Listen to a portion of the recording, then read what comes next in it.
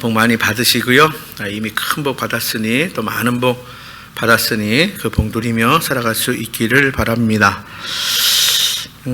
어제 오후에 문자 하나를 딱 봤는데 문자가 딱 올 때 사실은 또 안타까운 문자들이 있죠. 네, 우리 소천하셨다는 그런 문자를 받으면 참 안타까운데 그 중에도 이제 현역에 있는 목사님이 돌아가신 경우에 받으면 또 그게 가까이 있는 목사님이면 참 마음이 너무 사실은 그 복잡한 생각이 듭니다.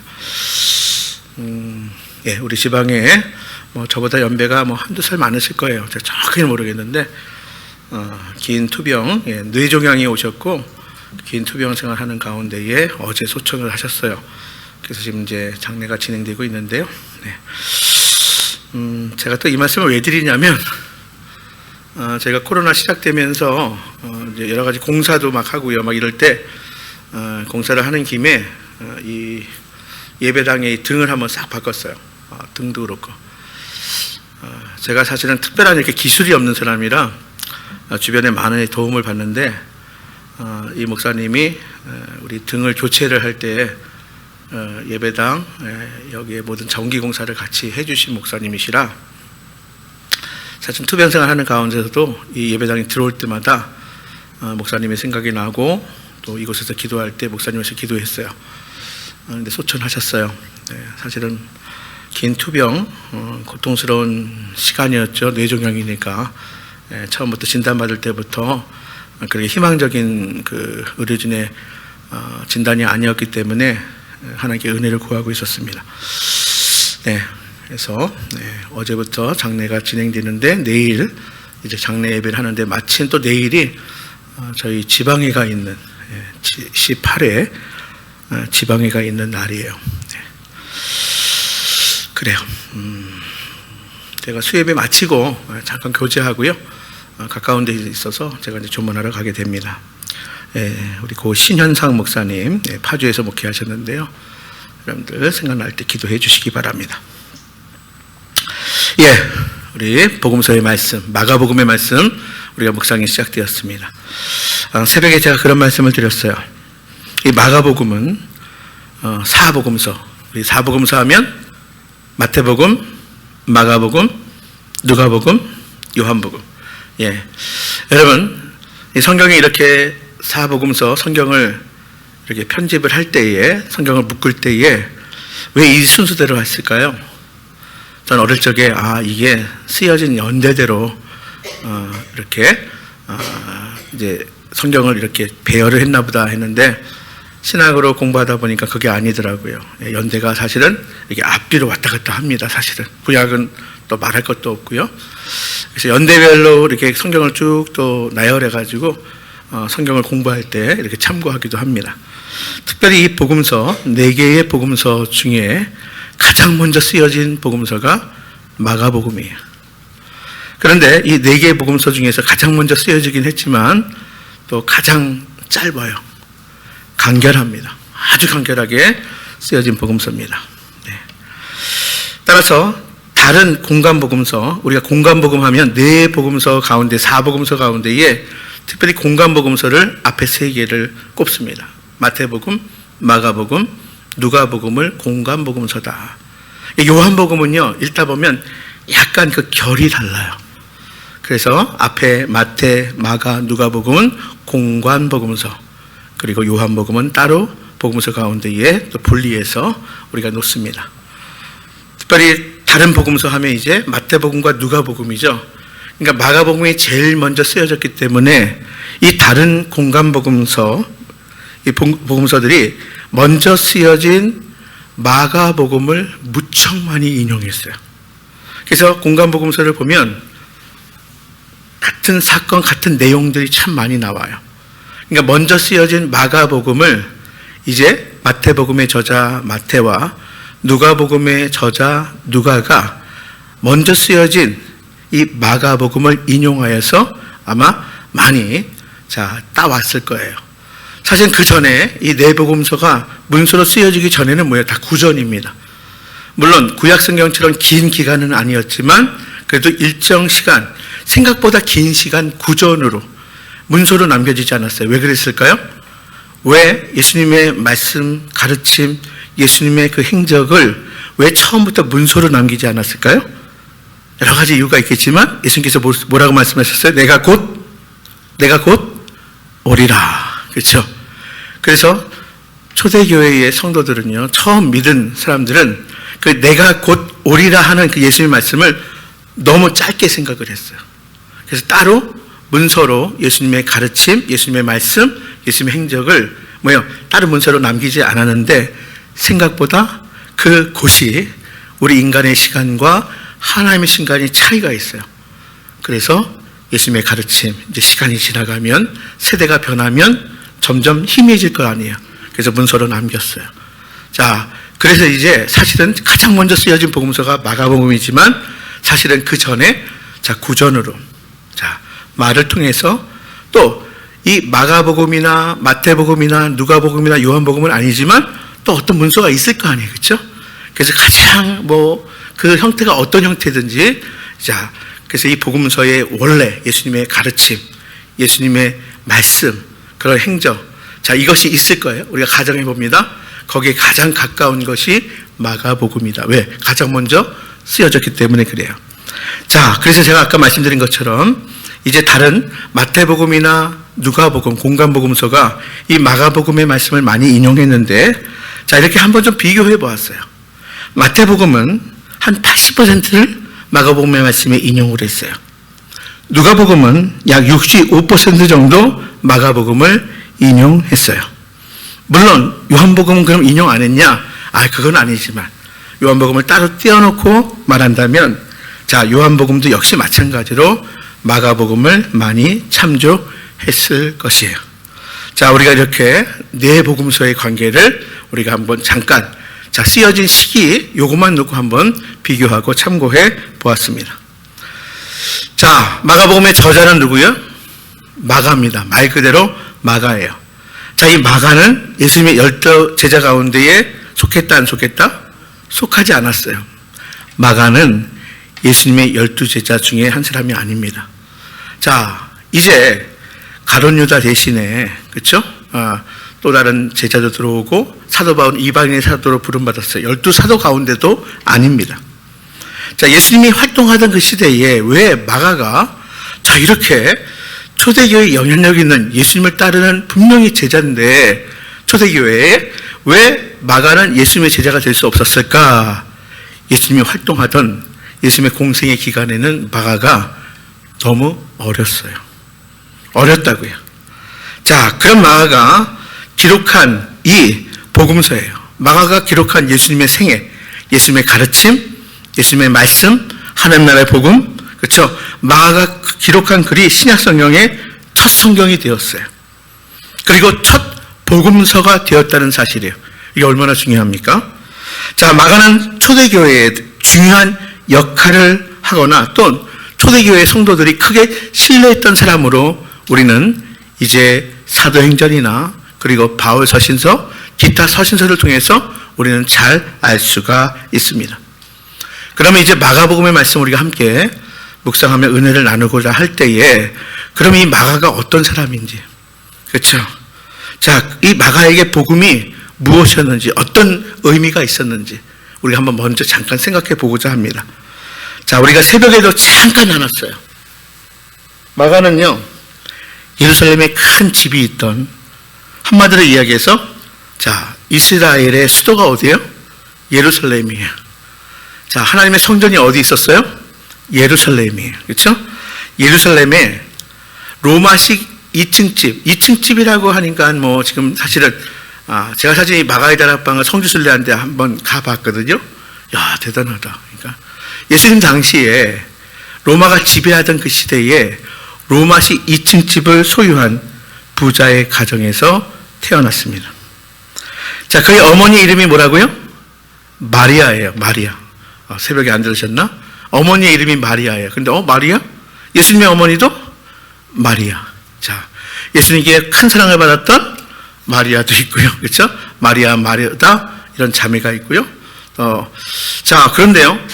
이 마리아라는 이름은 그 당시에 유대인 여자들이 흔히 갖는 좋아하는 이름이었어요. 근데 이 마가의 어머니 마리아. 자, 이 마리아는 일찍 남편을 잃었어요. 과부였죠. 근데 많은 또 재산이 있었습니다. 자, 그래서 그런지 몰라도 이 마리아는 성경을 가만히 보면 하나님의 일에 정말 잘 섬기고 또 헌신하던 사람이었어요. 어떻게 할 수 있냐면 자신의 집을 내어주고 그리고 손님들을 대접하기에 너무 열심히 했던 마리아였어요. 자, 그랬던 마리아가 어느 날 예수님과 제자들이 유월절 식사를 할 장소를 찾고 있을 때에 그때 그때 마리아가 자신의 집을 예수님과 제자들에게 내어놓았어요. 그게 예수님의 유월절 식사가 된 거예요. 어떻게 보면 예수님의 마지막 식사, 그 장소, 그 섬김을 바로 이 마리아 그리고 마가의 집이 담당을 했던 거예요. 그리고 또 한 사건이 있습니다. 예수님께서 부활하신 후 승천하신 다음에 제자들 120명이 어디에 모여 있었어요? 우리가 마가의 다락방, 그러니까 이 마리아의 집이에요. 마가의 다락방. 자, 아까 말씀드렸어요. 예루살렘에 있는 로마시 2층 집을 소유했다. 그 마가의 다락방, 우리가 흔히 얘기하는 다락방 할 때 어떤 환상이 있는지 모르겠지만 다락방, 우리가 생각하는 다락방에 120명이 어떻게 들어가요? 한마디로 이야기하면 2층 집이에요. 2층 그 공간에. 그렇죠? 예, 거기서 기도하고 주님께서 약속하신 성령을 기다렸을 때에 기도하고 성령을 사모했을 때 성령이 강림했던 거예요. 자, 이 마가의 집이 어떤 집인지 아셨죠? 자, 그런 집, 그런 어머니예요. 자, 근데 이 마가의 외삼촌이 바나바예요. 바나바는 누구예요? 바나바? 말 그대로 초대교회의 권위자, 유력한 많은 사람들이 존경을 받았던 초대교회의 지도자예요. 바나바 역시도 성경에 보니까 자신의 재산을 내어서 초대교회 공동체를 섬겼어요. 이 얘기는 뭐예요? 그만큼 이 바나바도 마리아와 마찬가지로 아마 많은 재물을 소유했던 사람, 땅을 가지고 있던 사람이에요. 그런데 그는 자신의 재산을 가난한 교인들을 위해서 사용했고요, 복음을 위해서 사용했어요. 특별히 바나바가 한 가장 중요한 일이 뭐예요? 자, 청년 사울이 어느 날 갑자기 어디서 예수를 만났대요. 부활하신 주님을 만났대요. 거듭났대요. 누가 믿겠습니까? 아무도 이 바울을 믿지 않을 때에, 사울이 바울 됐잖아요. 자, 이 바울을 믿지 않을 때에 바울의 후견자 역할, 보증인 역할을 해준 사람이 누구예요? 바로 마가의 외삼촌 바나바였어요. 그리고 이제 얼마 지나지 않아서 사도 바울과 바나바는 아주 훌륭한, 자, 세대 차이, 나이 차이는 나지만 아주 훌륭한 동역자가 되었어요. 초대교회의 대표적인 지도자 바나바와 바울이 이렇게 관계를 맺기 시작한 거예요. 이방인의 첫 번째 교회인 안디옥 교회를 바나바가 바울을 데려다가 함께 공동 개척했어요. 그리고 공동 목회를 했었어요. 그리고 선교 여행도 마찬가지예요.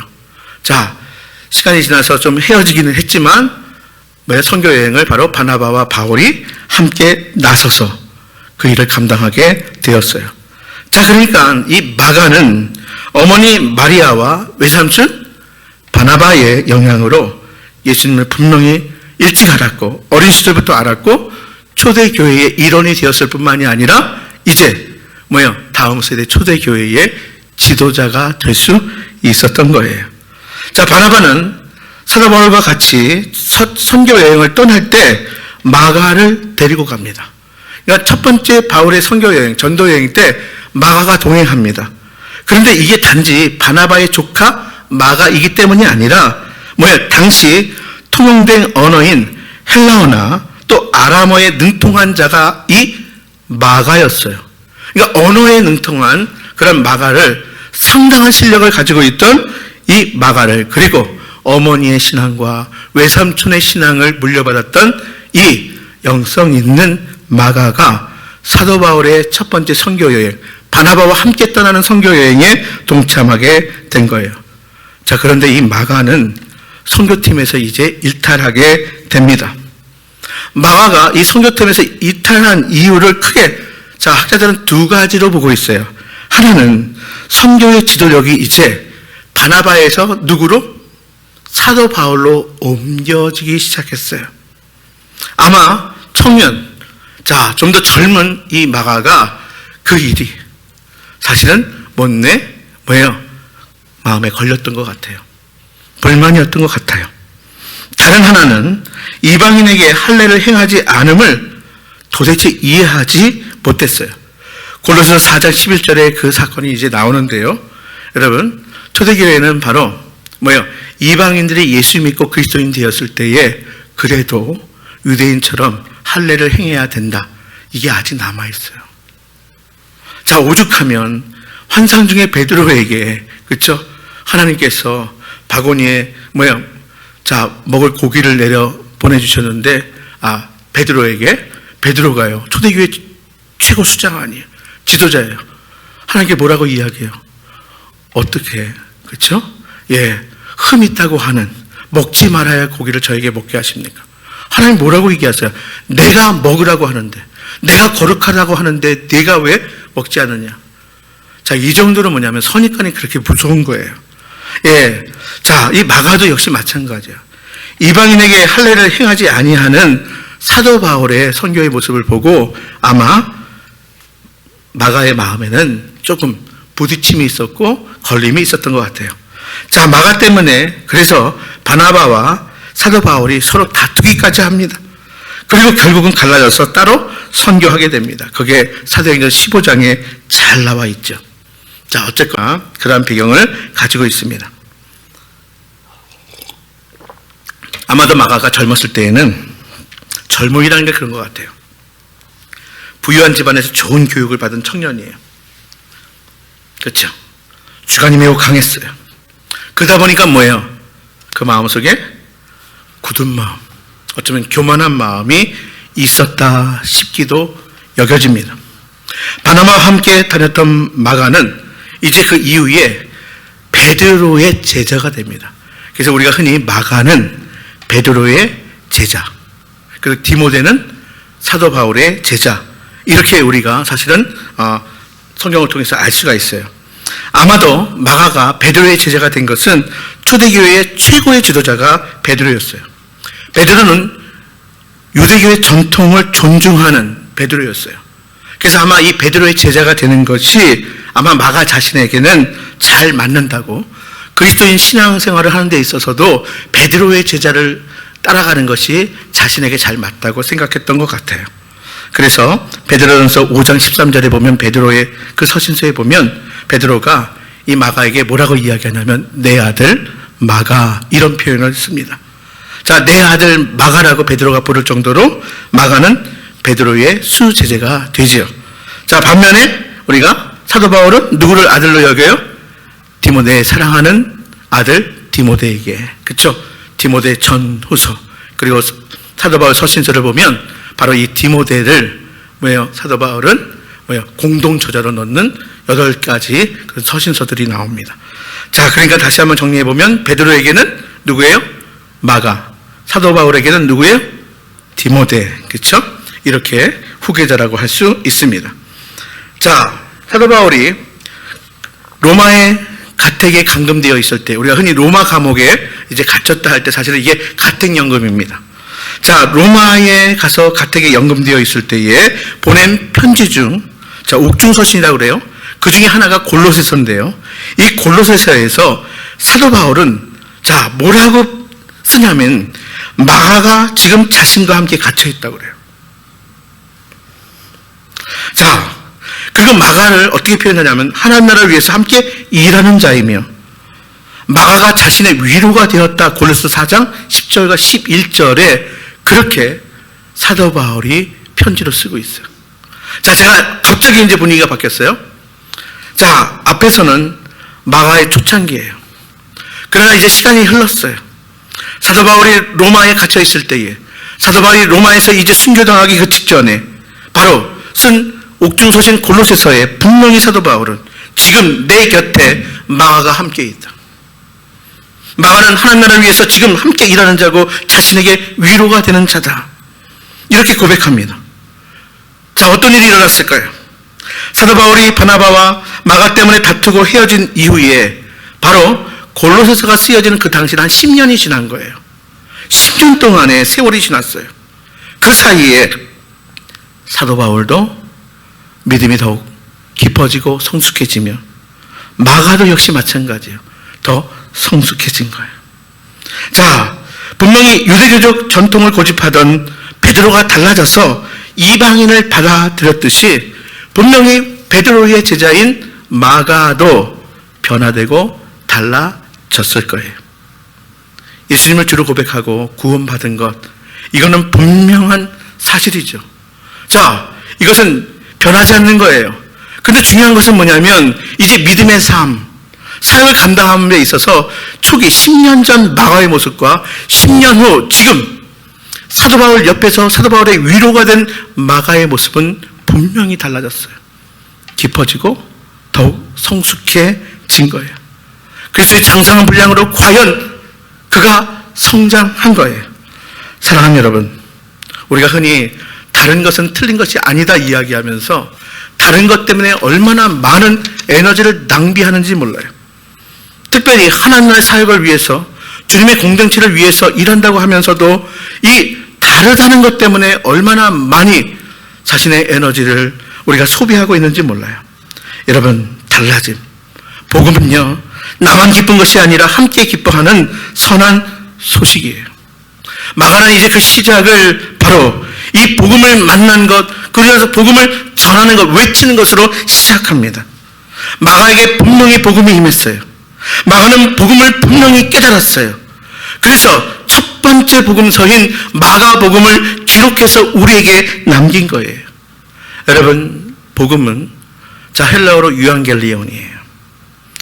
기쁜 소식이라는 뜻인데 이 원래 복음은요, 신의 아들인 로마가 뭐예요? 바로 세상의 구원자, 기쁜 소식이라는 것, 그 뜻이 담겨져 있어요. 마가는 그런데 담대히 전합니다. 예수님이 복음이라는 거예요. 예수님이 기쁜 소식이라는 거예요. 로마의 황제가 뭐예요? 세상의 구원자가 아니라 예수님께서 세상의 구원자라는 거예요. 예수님이 하나님의 아들이시고 예수님이 구원자, 그리스도시라는 것을 분명히 선포하는 거예요. 복음에 대한 선포입니다. 여러분, 복음인 예수님을 그리스도로 만난 마가는 분명히 달라졌어요. 날마다 성장했어요. 그럼 변했어요. 성숙해 갔어요. 그리고 예수 그리스도에 대한 복음, 예수 그리스도가 전한 그 선포한 복음을 담대하게 선포하며 기록하고 있는 거예요. 사랑하는 여러분, 오늘 그 마가의 기쁜 소식, 복음을 우리가 듣고 있습니다. 마가가 만난 그 복음, 마가가 선포한, 외친 그 복음을 우리가 만나고 또 우리가 전해야 할 복음인 거예요. 때가 찼고 하나님 나라가 임했습니다. 회개하고 복음을 믿으라. 마가의 담대한 외침을 듣습니다.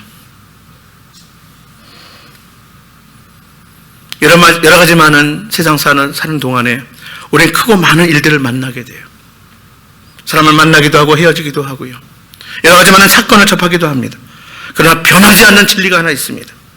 바로 때가 찼고 하나님 나라가 임했습니다. 회개하고 복음을 믿으십시오. 마가가 만난 그 기쁜 소식, 복음을 우리도 만나고 마가가 외친, 예수님이 외치고 마가가 외친 그 복음을 우리는 전해야 하는 거예요. 그렇습니다. 복음은 복음이신 예수님이 외치셨어요. 예루살렘과 로마가 아닌 광야에서 외치는 자의 소리, 빈들에서 성령 충만함으로 바로 광야에서 사단의 광야 시험을 물리치고 예루살렘을 향하지 아니하고 갈릴리에서 복음을 전하신 그 예수님의 복음을 우리는 들은 거예요. 그 복음을 만난 거예요. 우리에게 임한 그 하나님의 나라, 너희에게 너희 안에 복음이 뿌려짐으로 하나님 나라가 임하였으니 우리는 회개해야 되고 돌이켜야 되고 달라져야 하는 거예요. 그리고 이미 임하신 하나님 나라를 살아가고 전해야 하는 거예요. 바로 예수님이 복음이시며 예수님이 복음의 시작이십니다. 우리가 이제 복음의 말씀 마가복음을 함께 나누고 묵상할 때에 바로 이러한 기쁨이 우리 가운데 넘칠 수 있게 되기를 바랍니다. 우리가 날마다 복음을 만나고 복음을 외치며 살아가는 복된 성도들 다 될 수 있기를 주님의 이름으로 축복합니다.